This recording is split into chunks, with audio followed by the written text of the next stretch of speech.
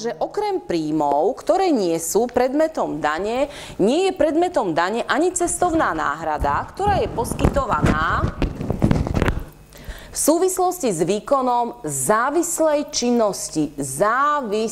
činnosti.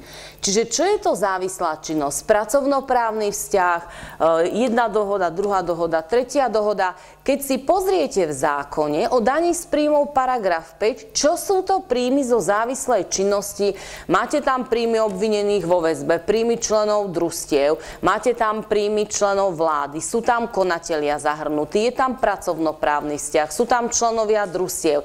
Čiže povedané jednoduchšie, pracovnoprávny vzťah.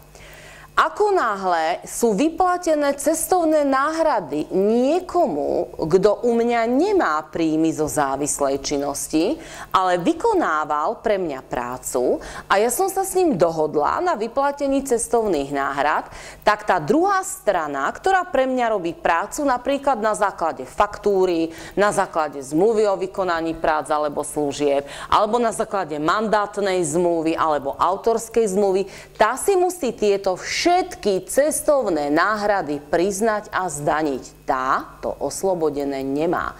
Cestovná náhrada okrem vreckového je oslobodená od zdanenia, len ak ju vyplácate zamestnancovi, ktorý má príjem zo závislej činnosti.